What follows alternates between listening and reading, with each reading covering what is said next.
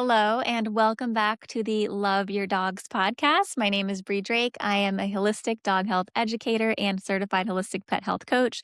This podcast is heart led, real life, experience based, and not dry science.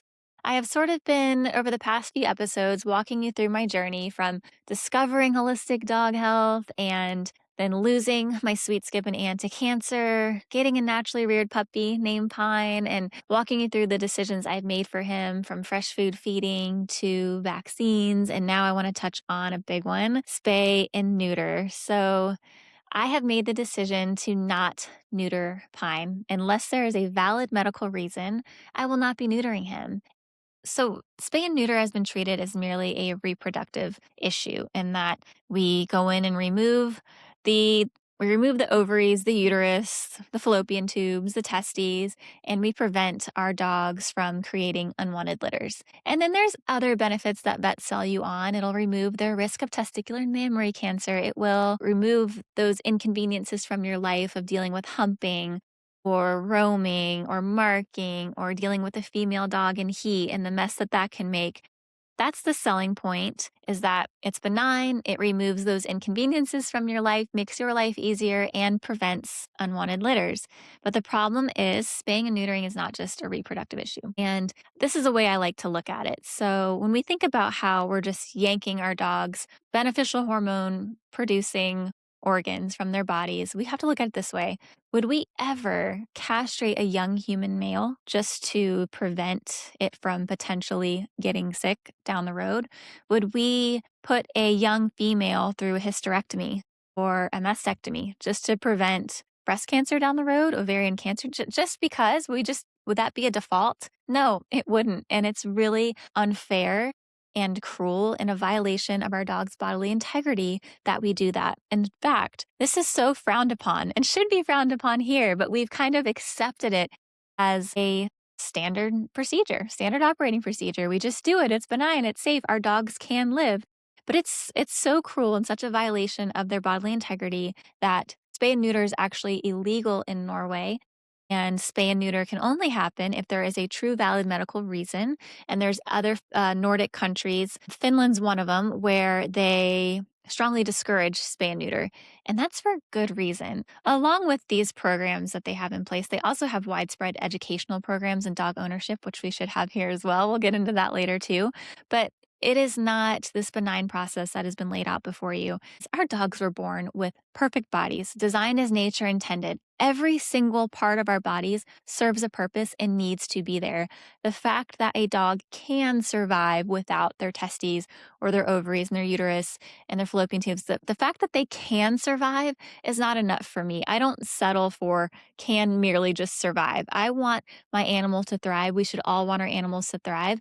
And no matter how you slice it, removing, literally no pun intended, by removing those sex organs, you are disrupting a very sophisticated, important hormone feedback loop in their body that is responsible for regulating many important major systems in our dog's body. You might think I'm crazy and you might think, oh no, my vet tells me it's safe. I am preventing my dog from getting testicular cancer and pyometra, whatever. You might think I'm completely a lunatic by telling you that we should keep animals intact. But there is a group of global veterinary experts, the World Small Animal Veterinary Association, came out with guidance in May of 2024 that is a pretty lengthy document, but basically says we realize that spaying and neutering has more unintended consequences than we realized, and urging responsible dog parents to strongly consider keeping their animals intact. And they also have some language about waiting until 2 years and that being more beneficial. All in all, I feel like the guidance that comes out, these studies that come out, are very guarded and sugar coated because they don't want to cause pandemonium. A lot of you hearing this now and it's sinking in, or if you have heard this, you know the moment you found out and you're furious because you already have a spayed and neutered dog. That was the position I was in when I first found out. It's like, okay, there's no reversing it. No one told me it was bad. I did wait. I think with Skip, I waited till he was a year old because that was the guidance then. But these organizations do not want to cause mass panic. So the guidance that keeps being released is more muted, more safe. You can still do it, but maybe just wait 2 years. And if you think you can be responsible enough, yeah, you could keep them intact when really I don't settle for that. I'm not going to wait on guidance to tell me what common sense already tells us. And I don't suggest that any of you do the same. We know that removal of the ovaries and the testes creates hormone disaster. We know that. And let me just read through my notes because I always get tripped up and leave something off. So, the systems that are affected by spay and neuter are thyroid function, metabolism, and weight regulation. And a lot of you will be very familiar with this. You know that if you spayed or neutered your dog, you watch them gain weight immediately after, and then it's almost impossible to keep weight off them from that point forward. And this is why. Cognitive development and behavior. A lot of our spayed and neutered dogs, despite the promises that spaying and neutering will make dogs less anxious, less aggressive, the cognitive development and behavior is very much influenced and regulated by hormones. And when we remove them, our dogs actually become more fearful, reactive, aggressive, and anxious. Immune regulation, and we'll get into a lot more about this later, especially on the cancer topic. Musculoskeletal development, joints and ligaments, bone density, and growth plates. So you can see it affects a lot of things. It is not a matter of reproduction, and it's not a matter of just musculoskeletal structure and development, which is where they make the argument for waiting 2 years. So right now they're saying to wait at least 2 years, where that solves the problem of letting the growth plates close, letting natural growth and development complete. But what about all of these other impacts and other issues that we see?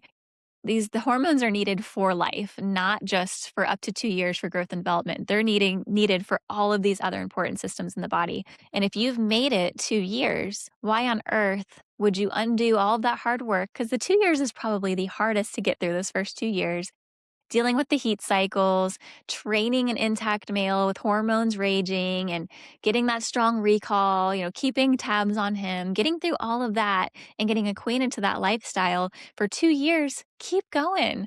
Why rob your dog of the ability to be whole just because this guidance tells you that it might be okay after 2 years? That's my thought. I don't think that Again, I think that this research is sugar coated and downplayed so that they don't cause mass pandemonium. So the sex hormones, they don't just exist. They are part of a feedback loop between the brain and the body. I have some quick notes to keep this very simple. When the organs are removed, the testes and the ovaries, the body loses the regulation signals. Other systems compensate, and usually they do this very poorly because they shouldn't have to.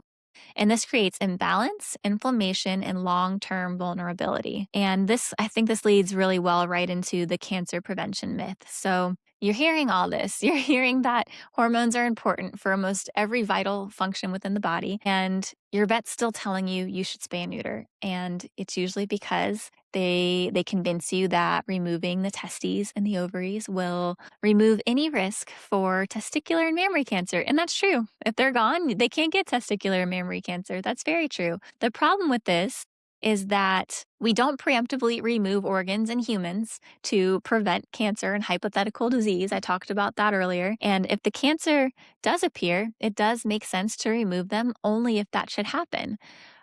And if a dog is going to get cancer, it's because of a combination of genetics, a small percent of genetics, and environmental factors and impact. If a dog is going to get cancer because of that combination, they're going to get cancer in the body wherever it leads to first. So whether the testes or the ovaries are there or not. And in my understanding, the body is protecting itself and will encapsulate the cancer in the least vital organs first, in the skin, in the testes, and the ovaries, protecting the more vital internal organs. So if they are there and cancer shows up and it's there, you can remove the testes and remove the ovaries. They're usually detectable earlier and treatable.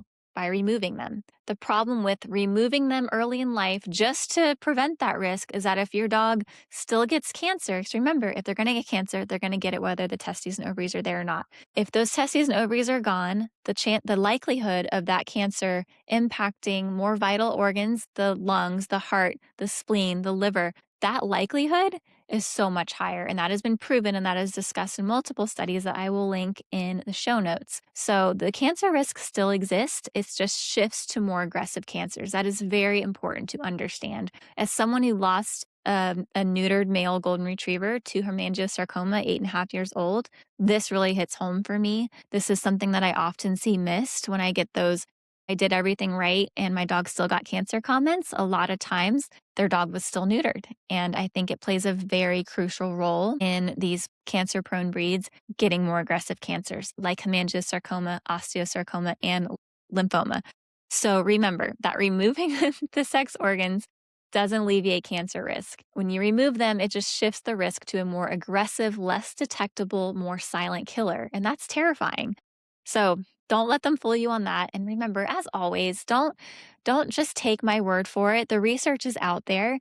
I'm not a vet. I'm technically not an expert, but I lost dogs, and passion and anger and just love for dogs has pushed me to do a lot of research, and it's all available to you. It's all at your fingertips. We have so many resources to learn this stuff. Talk to holistic vets and integrative vets. They'll tell you the same things. Don't just take it from me, please. If any of this sounds crazy to you, I like to be a bridge. I like to be the one that tells you about these things. And I want you to be curious and I want you to learn more on your own. So let's see. So again, my personal stance is I will not be neutering Pine. All of that's being said about the cancer risk. Obviously, he could potentially get testicular cancer. And if he ever did, I would deal with it at that time. What I plan to do with him, since he is a golden retriever, and as I am well aware, they are more prone to cancer, I'm always going to pay attention. I'm always going to make sure that I am controlling his inputs and making sure he's getting the most species appropriate inputs possible and minimizing his exposure to toxins in every way that I can. That's a huge part. And I watch him closely. I observe. But starting around 4 to 5 years old, I will begin doing at-home cancer screenings using a test called Oncotect. It is a at-home, you get a urine sample and you send it off. And if depending on the results of those tests, whether positive or negative, could prompt me to do ultrasounds and blood work if there should be anything concerning on those tests. So that is my plan, to start that at 4 to 5 years old. So if there should be any sign of cancer starting to occur, I can get ahead of it early. And if need be, can remove his testes then. I would never do it just because the hormones in that essential hormone feedback loop are just so much more important to so many other parts of his being. Now, this part, quite honestly, really frustrates me when I hear people in all topics, when I hear people say, I just can't deal with the humping and the marking, and I can't deal with the spotting and the bleeding from the heat. This stuff really frustrates me. It is a privilege to share life with dogs. And if their natural biological processes are too inconvenient for you, what are you doing with the dog? Because so many of our problems that our dogs are facing is because we're projecting our needs onto them. We're forcing them to fit into our lives. And someone I talked to one-on-one recently, a dog parent, brought this up. Our dogs are the only species that can't even can't relieve themselves on their own. They can't go pee or poop unless it's on our schedule, unless we let them out. Unless, there are dogs that have dog doors, but most dogs in most modern homes can't even relieve themselves whenever they want. Every other living being can. Babies can. Hamsters, gerbils, cats have litter boxes. Our dogs can't. They wait for us and they go on our schedule, because if they just go when they want, they get in trouble. So this breaks my heart. It breaks my heart when I hear people say this. It breaks my heart when I hear people say things like, I can't feed raw food or fresh food because I don't want to have to deal with cleaning out the bowl after every meal. Are you kidding me? You can't sacrifice an extra 30 seconds a day for your dog. This one really frustrates me, and they're myths. So people believe that neutering a male will remove the humping, the roaming, the marking. But these are training and management issues. And it's funny because most of the time, those who do the neuter, just because they can't handle those inconveniences, they still have those problems. And I let's see. I waited until Skip was a year old. This is my last male golden for those who don't know. And he was humping a lot up until that point, and I thought I was under the impression that he would stop the humping when he was neutered. Not at all the case. He still humped poor Anne every single night up until the end of his life. And he also, this was interesting, although he was neutered, I think he was 7 years old. I was at a friend's house who has two female Labradors, and their younger female, I think she was 6 months, was in heat. And long story short, I was watching all four dogs, Skip and Anne, and their two female labs. And Skip knew she was in heat, and they were playing, wrestling, play fighting. And next thing you know, I hear whining. I'm working at my computer. They were locked up and not fully locked up because as soon as they saw me, they separated. But all those urges are still there. He was neutered at a year old, still humped every day, still had those urges. So this is a training and management issue. And this is something I'm dealing with, with Pine. He will try to hump my leg at least a few times a week, usually at night when he's a little overstimulated and it's time for bed. And I just redirect. I redirect him. I calmly tell him no, get him off my leg, and redirect him to a toy or a chew. These are not going to go away. And it's a shame that people will alter a dog so drastically to make sure their life is more convenient. It makes me sad, guys. It really makes me sad. And female dogs, a lot of people, oh, I can't do the bleeding and the diapers and the mess. And for most dogs, it is 2 times a year. 2 times a year. Manageable with planning and boundaries. It's so simple. Another thing, so with our dogs that we leave intact, our male dogs, aside from those behaviors that need addressing and trained out, and some dogs don't express these behaviors as much, you have to also consider that they are going to be, if you're somewhere, so where I'm at, I live on a street that's pretty far away from other homes, and there's no female dogs, no intact female dogs on our street. So I don't have to worry too much, but I still keep an eye on him like a hawk and am very mindful of him. He has a very strong recall. He knows to stay close, and I take his training very seriously because I don't want him to ever get that temptation to roam. But that's something you have to think about because male dogs have a one-track mind, intact male dogs, sorry. They have a one-track mind. They smell a female in heat. They can cross busy streets. They can get into altercations with other male dogs around that female dog in heat. So it's a matter of it's an extra layer of responsibility that you have to take on when you have an intact male. And there'll also be some obstacles. There might be training programs and boarding facilities or groomers that will not take on intact dogs as clients. So there's going to be lifestyle shifts and workarounds that you have to come up with. But again, because of how significant these potential negative effects are in our dogs, I think it's perfectly worth making some lifestyle adjustments and some sacrifices and sucking up some inconveniences. And same for females. They are obviously not going to have that roaming instinct. They're not going to be just overtaken by the scent of a male, but we do have to protect them a couple of times a year when they're in heat. That means keeping them on a leash when they're outside, watching them, keeping them in a really strong fenced area if they're outside, but never leaving them unsupervised because those males, they're so driven that they will jump fences. They will dig under fences. They will go through screens. Not to scare you, but those are things that you have to be aware of when you're females in heat. It is the owner's job, the dog parent's job to protect her. And it is the responsibility of the intact male dog owners to keep their dog under their control and keep them from getting into those situations. So there is an added layer of responsibility. All right, so let's recap. We talked about spaying and neutering not being just a reproductive matter and not being just a growth and development matter, that it impacts so many other things.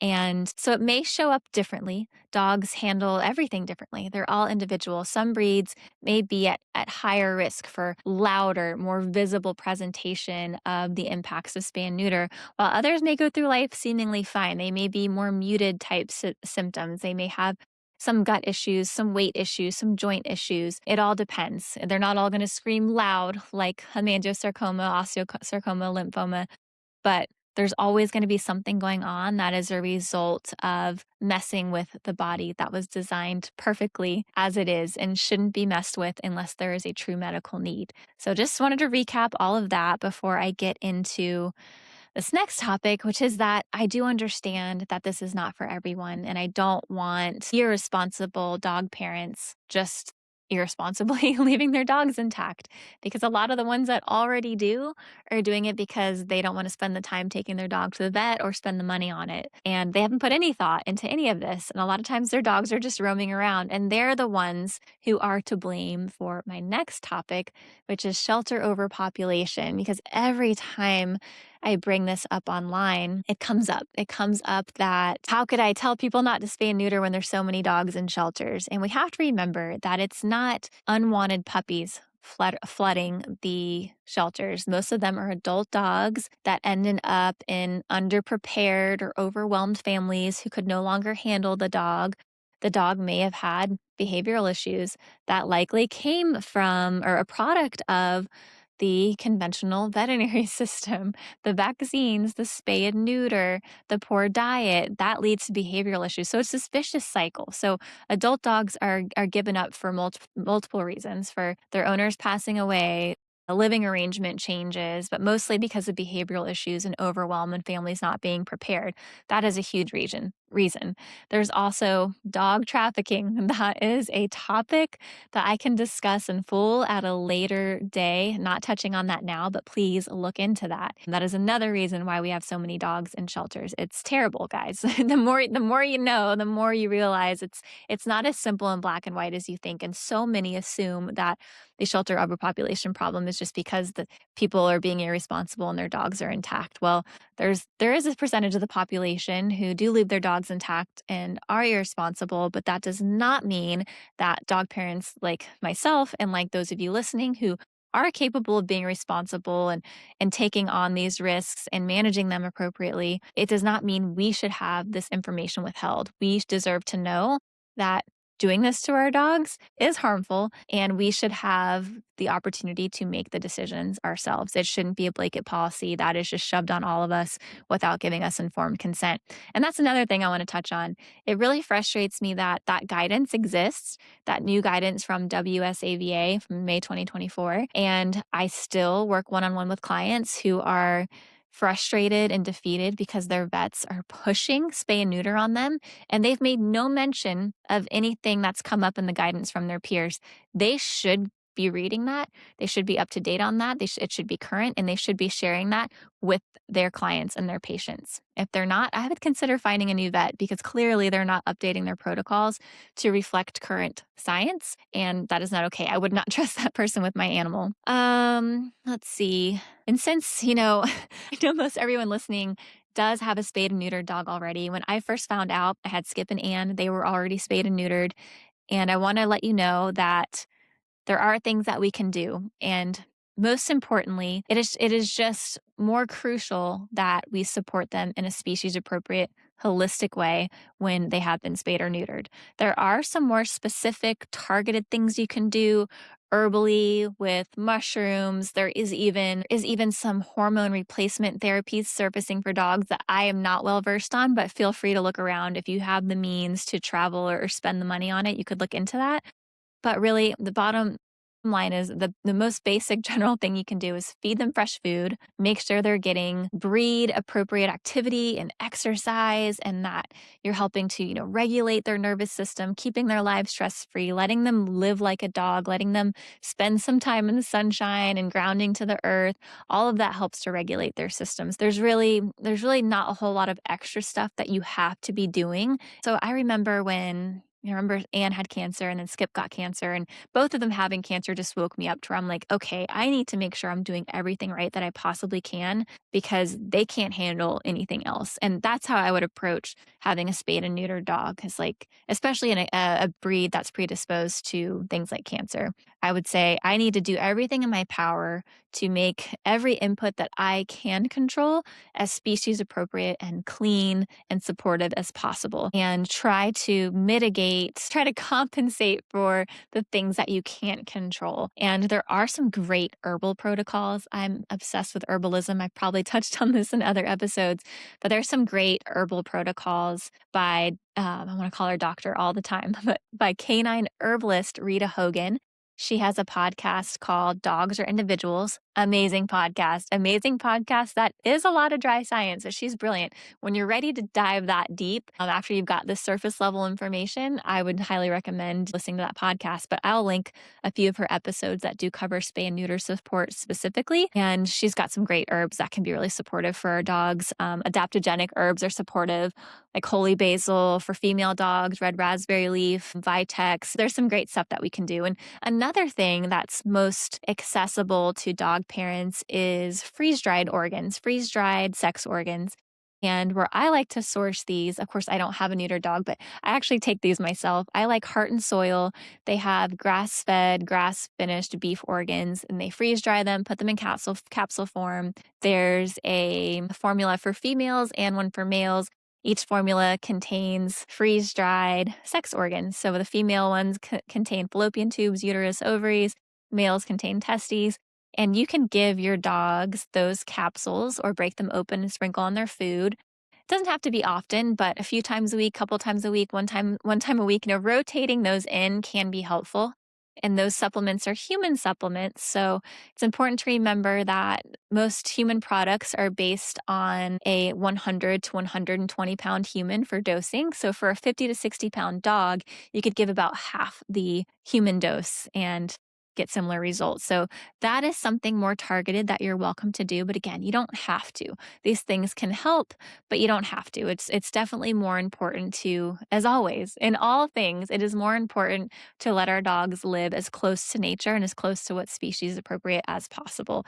Avoiding bedding and furniture and cleaners and things in our homes that contain endocrine disruptors, avoiding using sprays on our yards, avoiding yards and lawns and grasses and areas that are heavily sprayed with chemicals. And if they should ever encounter those types of places, knowing how to support them after with a gentle detox with milk thistle or something like Vengeance Venzio, or, wiping their paws down after with a diluted apple cider vinegar. It's being mindful. It's all the same stuff I talk about. I don't want to sound like a broken record, but all of that stuff's just more important when our dogs are more vulnerable because they've been spayed and neutered. All right, so let's talk hormone sparing sterilization options. Like, what are those? So there's traditional spays and neuters where the neuter removes the testes, the traditional spay removes the ovaries, the uterus, and the fallopian tubes. So those, wipe out the sex organs, disrupt the hormone feedback loop, cause a whole host of issues because of the absence of those hormones. But then there's also hormone sparing sterilization options, ovary sparing spay for females, and a vasectomy for males. And the ovary sparing spay, just the uterus is removed. So this can be beneficial because it keeps hormones intact, leaves the ovaries, and it removes the risk of pyometra. So pyometra is a potential infection of the uterus that can happen in intact females. It can be fatal if not caught in time and not treated. And it's another tactic that vets often use to persuade people to spay. The thing about pyometra is that if you're doing all of the holistic things and you're observing and you're paying attention and you're a good dog parent in tune with your dog, you'll know what her normal is, and you'll know when you start to see things shift. And should she start showing early signs of pyometra, you would be able to intervene in time. And it is treatable and can be life-saving to remove the uterus. That is always an option. I still don't think we should just remove the uterus to avoid that. But if pyometra is something that terrifies you, you don't want to take on that responsibility, ovary sparing spay removes the uterus and removes all pyometra risk. The ovary sparing spay is more invasive, although it sounds like it should be less invasive because it's removing just the uterus. It actually requires a larger incision to go in and do that. A vasectomy is similar to a vasectomy in human males. Very non-invasive procedure. It is much less invasive than a traditional neuter, involves a much smaller incision and much less recovery time, and keeps the beneficial hormones intact and makes the male sterile. He can no longer be responsible for unwanted litters. So sounds great. This is a good option for those who are really worried, live in a situation where the risk of an unwanted litter is high, or you just know that you're not going to be able to supervise your dog all the time. Like the risk is high for whatever reason, or you're really worried about pyometra. These are options.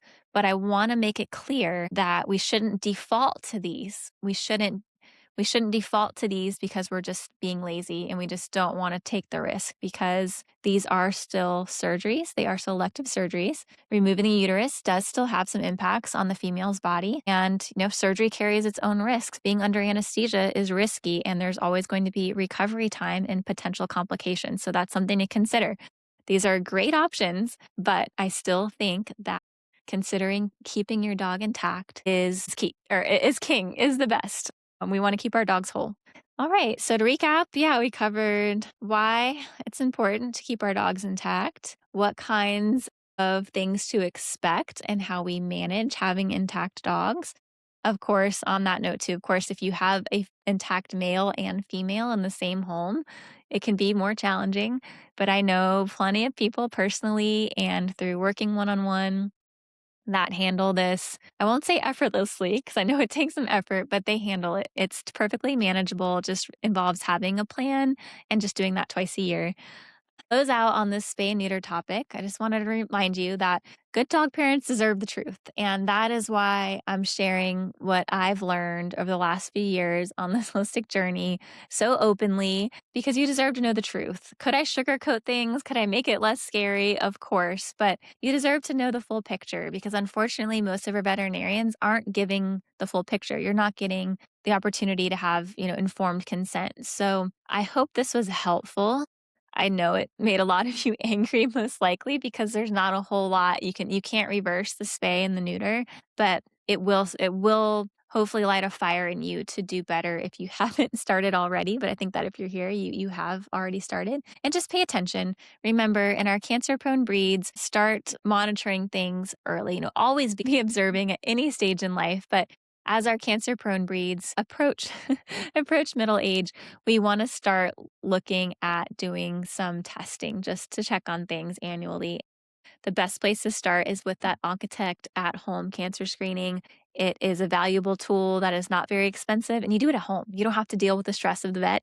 You do it at home, you send it off. If it comes back with good results, negative results, then that means that you have peace of mind. And if it comes back with showing something a little concerning, you can check into it further. And it's just a way to stay ahead of things. I would give anything to go back in time and to have had this as an option and to be able to start catching things sooner, because I was not being proactive about that. And both of their cancers were caught very late. And maybe we could have seen a much different outcome had I caught them sooner. And I want to urge you to always choose responsibility over convenience, because this is going to be a common theme throughout these podcasts, where our mainstream veterinary industry is, guilty of so many things and pushing harmful products and procedures and foods, but they are meeting the demand of dog parents. We all love our dogs, and we don't want them suffering, and we want their symptoms to go away quickly.